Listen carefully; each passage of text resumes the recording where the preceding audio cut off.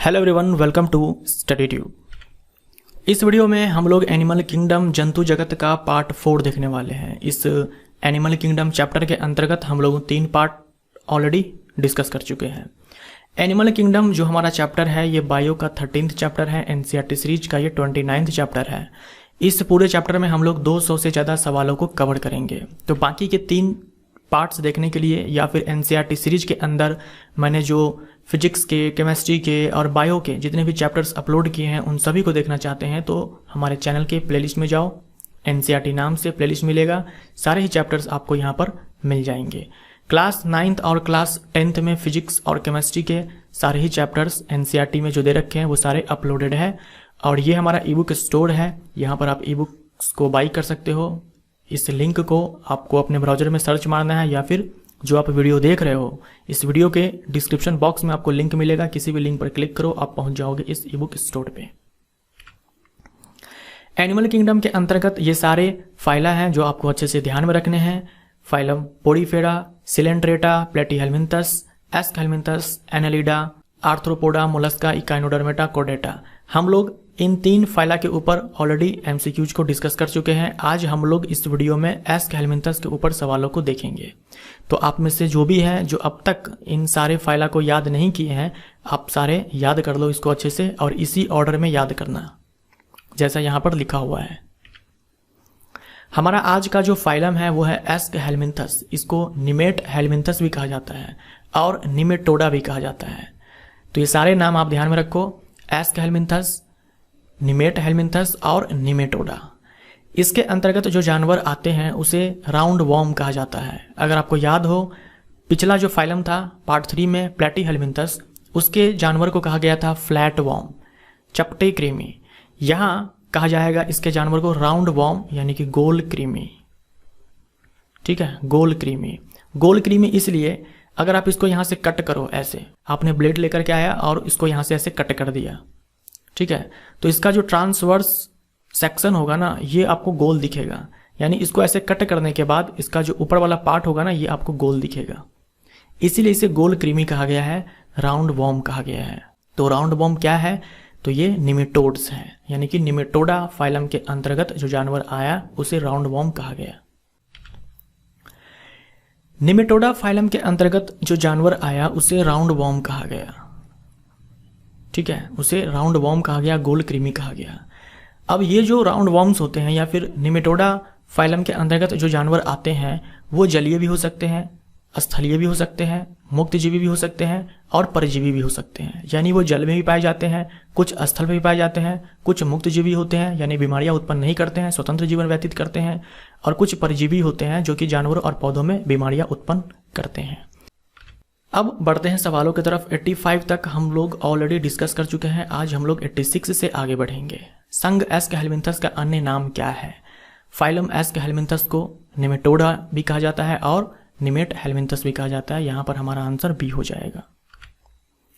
संघ एस्कहेल्मिन्थस के अंतर्गत आने वाले जंतुओं को सामान्यतः डैश कहते हैं। सामान्यतः क्या कहते हैं? निमेटोड्स को राउंड वॉर्म। सी हमारा राइट आंसर। एग्जाम्पल्स, जो उदाहरण हैं ये बहुत ही ज़्यादा महत्वपूर्ण है आपके लिए, इसको आप अच्छे से ध्यान में रखना। यहाँ भी ज़्यादा नहीं है, बस 6 ही है। मनुष्यों में जो सबसे ज़्यादा कॉमन है, मनुष्यों में जो सबसे ज़्यादा गोल कृमि बीमारी को पैदा करता है वो है स्कैरिस। उसके बाद जिसके कारण हाथी पांव बीमारी होता है, फाइलेरिया होता है, यह है वुचरेरिया। इसे फाइलेरियल वॉर्म कहते हैं। और एंकाइलोस्टोमा इसे हुक वॉर्म कहते हैं। लोआ लोआ इसे आई वॉर्म कहते हैं। उसके बाद ट्राइकिनेला और पिन वॉर्म। ये सारे ही एग्जाम्पल्स हैं जो आप अच्छे से अपने दिमाग में सेट कर लो। निम्न में से कौन गोल कृमि या निमेटोड का उदाहरण नहीं है? इनमें से कौन है जो निमेटोड का उदाहरण नहीं है या फिर बोल दो राउंड वॉर्म नहीं है? स्कैरिस तो है, वुचरेरिया भी है, एंकाइलोस्टोमा भी है। वुचरेरिया जो कि फाइलेरिया बीमारी उत्पन्न करता है और एंकाइलोस्टोमा जिसे हुक वॉर्म कहा जाता है। डी हमारा राइट आंसर। टेप वॉर्म ये फ्लैट वॉर्म है। मनुष्यों में सबसे साधारण गोल कृमि है, सबसे कॉमन जो मोस्ट कॉमन राउंड वॉर्म है मनुष्य में, वो कौन है? वो है स्कैरिस। ठीक है, मनुष्यों में जो सबसे ज्यादा कॉमन है वो है स्कैरिस। ए हमारा राइट आंसर। छोटी आंत में ये पाया जाता है। अब ऐसा नहीं है कि हर किसी की छोटी आंत में मिलेगा, अगर बॉडी के अंदर ये पहुंच गया है किसी भी माध्यम के द्वारा तो ये छोटी आंत को अपना घर बनाएगा, यानी कि स्मॉल इंटेस्टाइन। निम्न में गोल कृमि है, इनमें से कौन है जो कि राउंड वॉर्म है? पिन वॉर्म, हुक वॉर्म, आई वॉर्म। लोआ लोआ, एंकाइलोस्टोमा और पिन वॉर्म ये सारे के सारे क्या है? राउंड वॉर्म्स हैं। मनुष्यों में फाइलेरिया कृमि है, मनुष्यों में फाइलेरिया कृमि है वुचरेरिया। बी हमारा राइट आंसर। मनुष्यों में हाथी पांव रोग डैश द्वारा होता है। मनुष्यों में हाथी पांव रोग ये होता है राउंड वॉर्म के द्वारा। ये कौन सा राउंड वॉर्म है? वुचरेरिया। डैश मनुष्य के छोटी आंत में पाया जाता है। एस्कैरिस और एंकाइलोस्टोमा। एस्कैरिस और एंकाइलोस्टोमा ये मनुष्य के छोटी आंत में पाया जाता है। अब देखो कुछ निमेटोड्स के बारे में हम लोग देखते हैं कि ये कहाँ पाया जाएगा और कौन सी बीमारी को जन्म देगा। एस्कैरिस जो कि सबसे ज़्यादा कॉमन है मनुष्यों में, ये छोटी आंत में पाया जाएगा। एंकाइलोस्टोमा यानी कि हुकवॉर्म ये भी छोटी आंत में। एस्कैरिस के द्वारा बीमारी होता है एस्कैरियासिस और एंकाइलोस्टोमा के द्वारा बीमारी होता है एंकाइलोस्टोमियासिस। पिनवॉर्म ये बड़ी आंत में पाया जाएगा और ये ऑक्जियोरियासिस बीमारी को जन्म देगा। उसके बाद वुचरेरिया जो कि फाइलेरिया करेगा, हाथी पांव बीमारी को जन्म देगा। ये पाया जाएगा जो लिम्फ वेसल होते हैं, ठीक है। लसिका वाहिनी जो होती है और लसिका जो ग्रंथि होती है उसमें ये पाया जाएगा। ये जो लिम्फ वेसल होता है उसको ये ब्लॉक कर देता है। ये जो वुचरेरिया गोल कृमि है ये लिम्फ वेसल को ब्लॉक कर देता है, तो ये फाइलेरिया बीमारी को जन्म देगा। अब देखो यहाँ लिखा हुआ है एस्कैरिस एंकाइलोस्टोमा पिनवॉर्म ये मोनोजेनेटिक है और वुचरेरिया ये डाइजेनेटिक है। इसका मतलब क्या हुआ? मोनोजेनेटिक का मतलब हो गया वन होस्ट, एक होस्ट। ये जो परजीवी है इसका केवल और केवल एक ही होस्ट होगा, कोई दूसरा होस्ट नहीं होगा, एकल पोषी होगा ये तीनों ही। जबकि वुचरेरिया ये डाइजेनेटिक है, यानी इसके 2 होस्ट होंगे। तो आपसे एग्जाम में पूछ सकता है कि बताओ इनमें से कौन है जो मोनोजेनेटिक है, कौन है जो डाइजेनेटिक है। तो ये जो 4 एग्जाम्पल्स दे रखे हैं ना ये काफ़ी है, इसी में से कोई ना कोई आपसे पूछा जाएगा। निम्न में से कौन गोल कृमि द्वारा एक रोग नहीं है? कौन है जो राउंड वॉर्म के द्वारा एक रोग नहीं है? हाथी पांव फाइलेरियासिस या फिर सिंपली फाइलेरिया बोलते हैं या फिर एलिफेंटियासिस बोलते हैं। उसके बाद एस्कैरियासिस, यहाँ लिख दो एस्कैरियासिस और ट्राइकिनोसिस, ये सारे के सारे राउंड वॉर्म्स के द्वारा डिजीजेज है। मलेरिया ये प्रोटोजोन प्लाज्मोडियम प्रोटोजोन के द्वारा ये बीमारी होती है।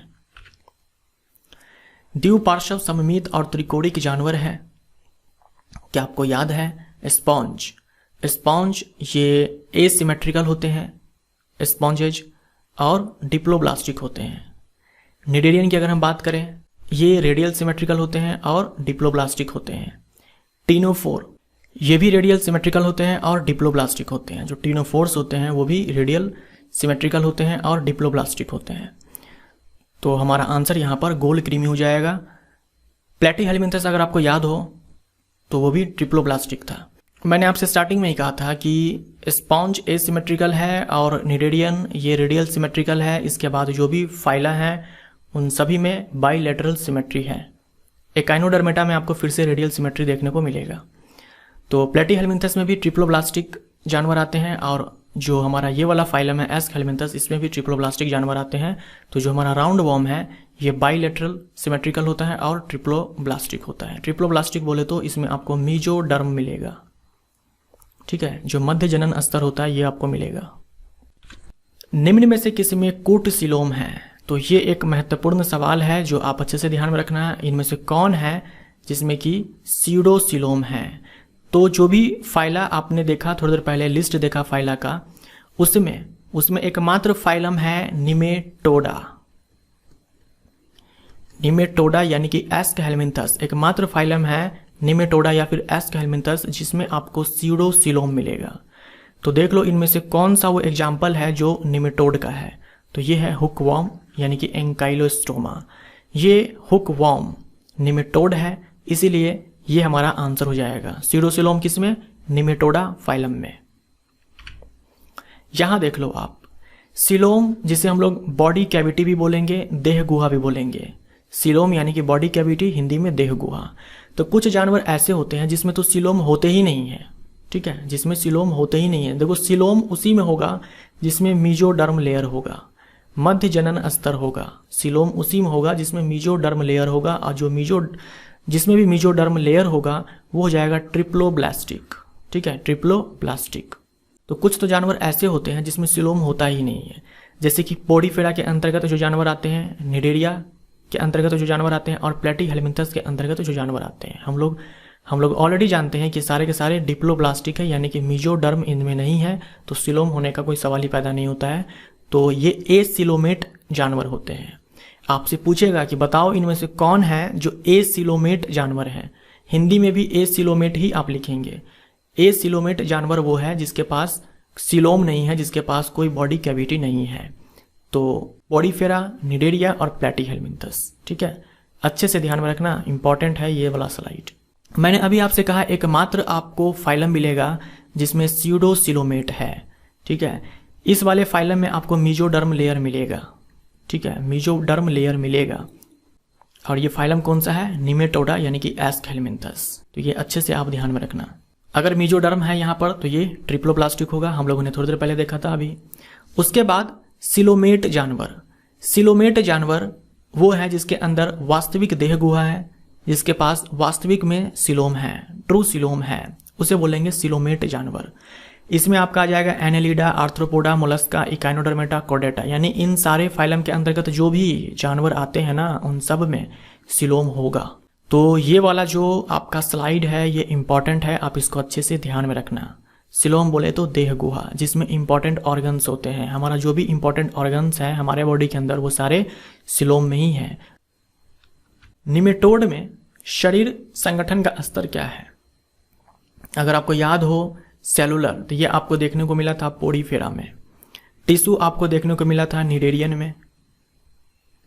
और ऑर्गन पिछले ही फाइलम के अंदर प्लेटीहेल्मिन्थस के अंदर। ऑर्गन सिस्टम आपको देखने को मिलेगा निमेटोड से, ठीक है, डी हमारा राइट आंसर। निम्न में से कौन निमेटोड के लिए सत्य है? इनमें से कौन है जो कि सही है निमेटोड के लिए, यानी कि निमेटोडा फाइलम के अंतर्गत जो जानवर आते हैं उनके लिए, या फिर सिंपली बोल दो राउंड वॉर्म के लिए बता दो इनमें से कौन सही है। खंडित शरीर है, तो पिछले ही पार्ट में मैंने आपसे कहा था कि ये जो खंडित शरीर आएगा ना वो आएगा आपका एनेलिडा में, तो ये हमारा गलत हो जाएगा। वास्तविक सिलोम अभी हम लोगों ने देखा, इसमें होता है स्यूडोसिलोम, कूट सिलोम। पूर्ण आहार नाल, ये सही हो जाएगा। अब तक आपने जो भी फाइलम देखा 3, उसमें किसी में तो आहार नाल था, किसी में नहीं था। जिसमें था भी वो इनकम्प्लीट था, अपूर्ण था। बोले तो माउथ तो था लेकिन एनस नहीं था, मुख था लेकिन गुदा नहीं था। ये वाला जो फाइलम है ना निमेटोडा, इसमें आपको कंप्लीट गट मिलेगा, यानी पूर्ण आहार नाल मिलेगा, कंप्लीट एलिमेंट्री कैनाल मिलेगा।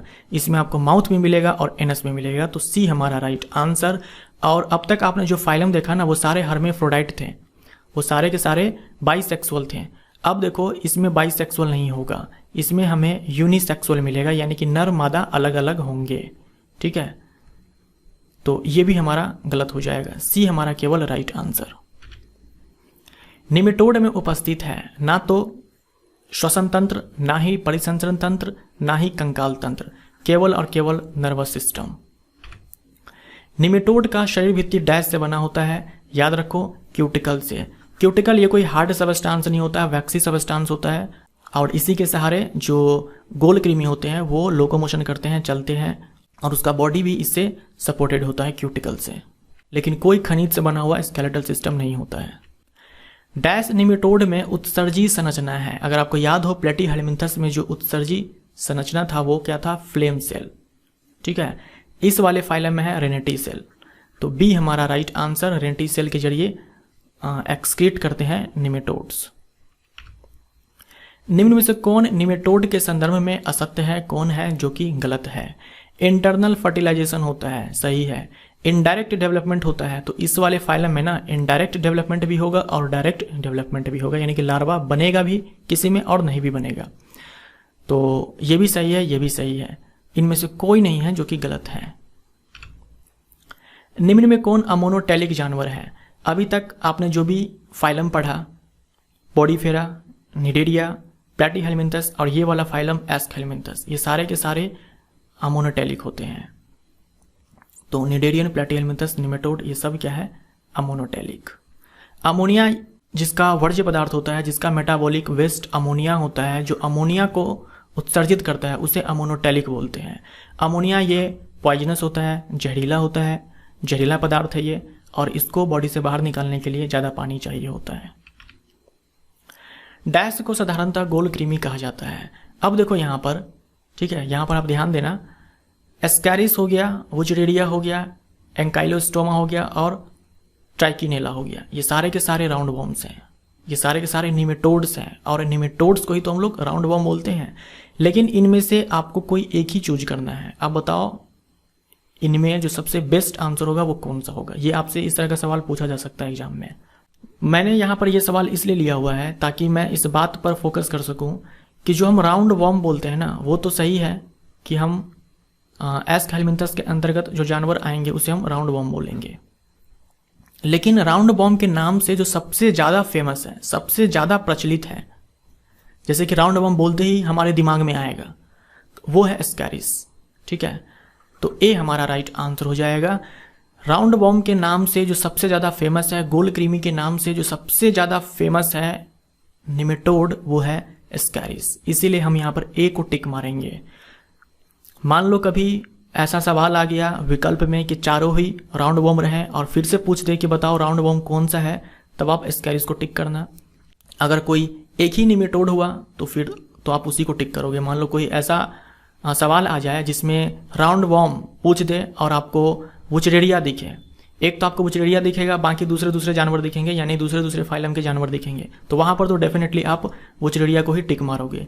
लेकिन कभी ऐसा सवाल पूछ दे जहां आपको चूज करना पड़ जाए राउंड वॉर्म्स के ही अंदर कि बताओ कौन सा राउंड वॉर्म है, तो एस्कैरिस होगा। तो ये चीज़ आप ध्यान में रखना, कन्फ्यूजन नहीं रखना है। राउंड वॉर्म के नाम से जो सबसे ज़्यादा फेमस है वो एस्कैरिस है। बाकी बात जो निमेटोड्स होते हैं हम सारे को ही राउंड वॉर्म बोलते हैं, गोल कृमि बोलते हैं। निम्न में से कौन एकल पोषीय परजीवी है? तो एकल पोषीय परजीवी वो होता है जिसका केवल एक ही होस्ट होता है, यानी कि मोनोजेनेटिक पैरासाइट। हिंदी वाले मोनोजेनेटिक वर्ड को ध्यान में रखना, ठीक है। मोनोजेनेटिक